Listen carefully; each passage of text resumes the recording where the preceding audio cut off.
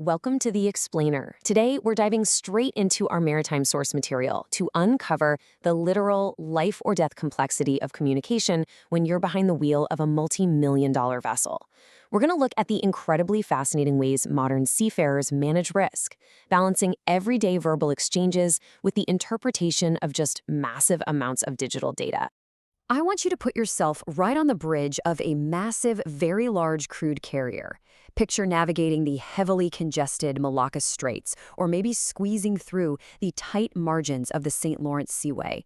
In environments like these, you're operating with safety margins so incredibly thin that there is absolutely zero room for error. The clock is ticking, and a single misunderstood word, well, that costs lives, not just time. So think about it. How many seconds do you really have before an engine order is executed and the ship actually alters its momentum? The answer is very, very few. Just think about the sheer, mind-boggling scale of a modern container ship. When you picture one next to a smaller, normal-sized vessel, the size difference is almost hard to comprehend.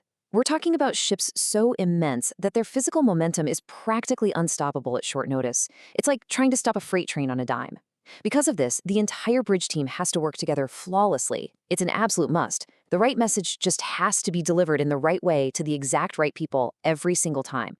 Here's what we're looking at today: high stakes on the water, the power of spoken words, closing the communication loop, the digital information avalanche, and finally, the human-technology partnership. Section 1. High stakes on the water. So just to get a ship safely to the dock, you have to consider the sheer volume of humanity involved in the berthing network. It is way, way more complex than just a captain standing at a wheel. You've got the master and duty officers, the local pilot, tug crews, line handlers, port control, and of course the engine room staff. Now throw in the mix of nationalities. You might have officers from a couple of different countries, able seamen from another, and local port workers from yet another. Even if every single one of them speaks English, you're dealing with very different accents and cultural backgrounds.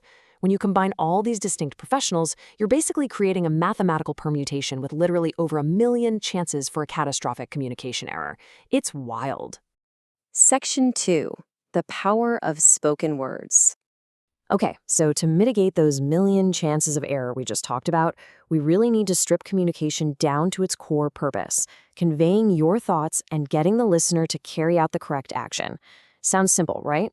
But remember, English might be a second or even third language for the listener.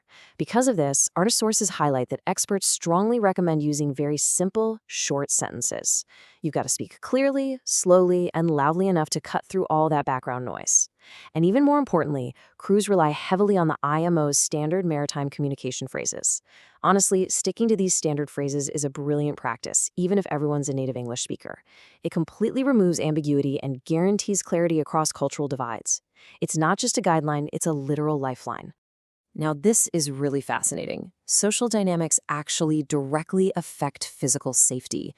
We don't usually think about tone of voice as a safety hazard, do we? But it absolutely is. An angry or irritable tone essentially suppresses critical warnings.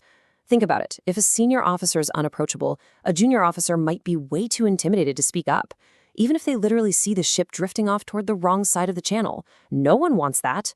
Conversely, an encouraging tone, maybe a smile or just a simple nod, that builds the exact confidence needed for team members to share their doubts and speak up when it really matters most.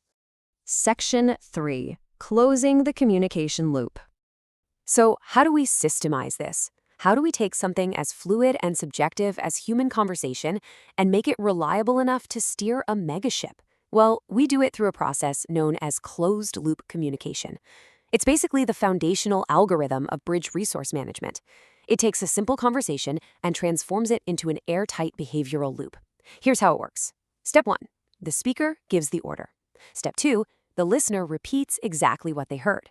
Step 3. The speaker acknowledges that the repeated order is, in fact, correct. But it doesn't end there. Step 4 is absolutely crucial. The speaker has to physically observe and verify that the intended action was actually carried out.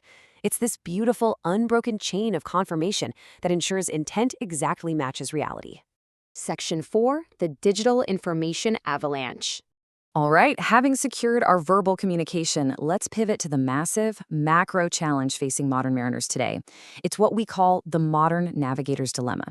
You see, with broadband internet slowly becoming standard on ships, navigators aren't starved for information anymore. Actually, they're drowning in it. They're suddenly tasked with interpreting this terrifying avalanche of digital data. The challenge today isn't getting the data, it's about making the right data available at the exact right time without just completely wiping out under a digital wave.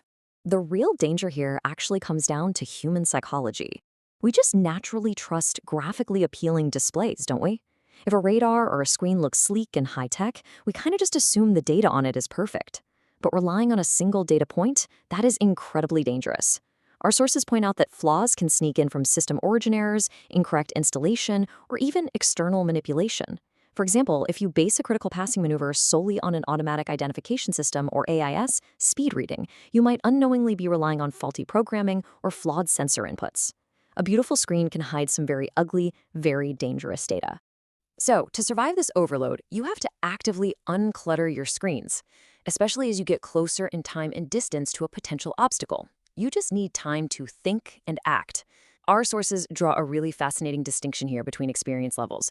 Novices tend to waste precious time deliberating all these multiple potential options because they're just completely overwhelmed by the data. Experts, on the other hand, they rely on their internal mental library. They can filter out the noise, comprehend the situation at a glance, and act efficiently. They know exactly what information they need, and honestly, more importantly, they know exactly what information they can ignore. Section 5, the Human-Technology Partnership. Okay, so the crucial point is how we synthesize these two pillars, our human interactions and our digital data, into one cohesive, fail-safe system. To avoid the Swiss cheese model of risk, where all these tiny, small errors align perfectly into a massive disaster, you have to create a rhythmic, unbreakable habit of verifying every single piece of information. You can't just trust the screen and you can't just trust a single spoken word. You have to check, and check again. It's all about building a culture on the bridge where redundancy isn't seen as a lack of trust, but rather as the absolute highest form of professionalism. And this is actually a powerful mandate straight from the collision regulations, or call regs. It literally dictates that mariners must check the situation by sight and hearing, as well as by all available means. It's a great reminder that no matter how incredibly advanced our technology gets, high-tech hardware is never going to replace the necessity of human instinct. You still need to look out the window. You still need those sensory checks and verbal verifications.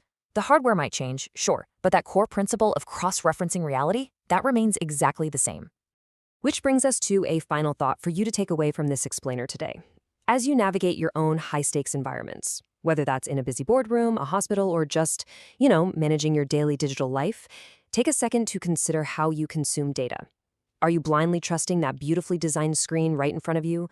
Or are you truly closing the loop, checking your sources, and relying on clear, verified communication with the actual humans around you? Something to think about. Thanks for joining me on The Explainer, and keep questioning the data.